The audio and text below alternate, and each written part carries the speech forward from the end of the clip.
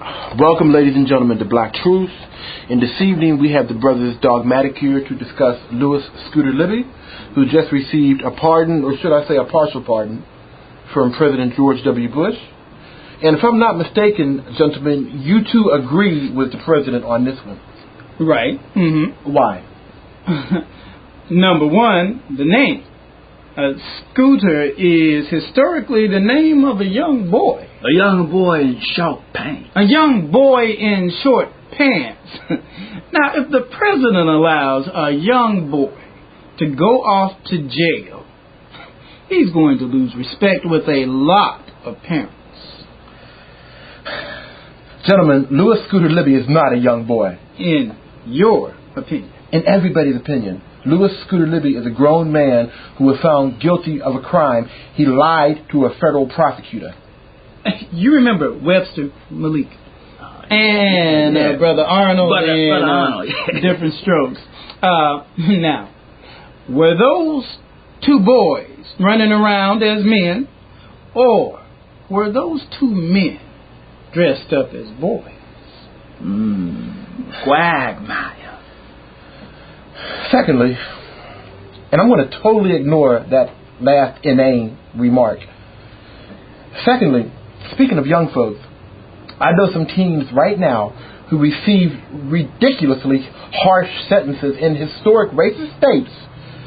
One is Jenna Wilson in Georgia, who received 10 years for consensual sex. I said consensual sex with another teen. Another one is another one is Michael Bell over in Jenna, Louisiana, who received 20 years for beating up a racist teen. The white tree incident. The white tree incident. And gentlemen, there weren't even any witnesses. Now, if you're going to prosecute these kids to the fullest extent of the law, how did that justify Libby's pardon? Race. As you know, Malik, in the American system of justice, there are two distinct scales. One black, one white. For example, if a black kid gets caught with a nugget of rock cocaine, he gets, say 10 years in state prison? If he's lucky. Whereas a white kid caught with the same amount of cocaine, in powder form, mind you, gets, Brother Terrell? Rehab and a ride home to his mama did. Rehabilitation and a ride home to his mama. Two scales, Malik. One black and one white. And that's just the way it is. The way that it is. Okay, I see where you're coming from. I see what you mean. But gentlemen, despite this glaring disparity, two wrongs never made a right. Two wrongs do what? This is America, Malik, not grade school. We are living in America. It's like this, Brother Malik. It's not about whether it's wrong or right. You see, if black people felt that this disparity was wrong or reprehensible, they'd be protesting in the street or picketing down at the courthouse or screaming on talk shows. Yeah, like they did with hip-hop. Like we did with hip-hop.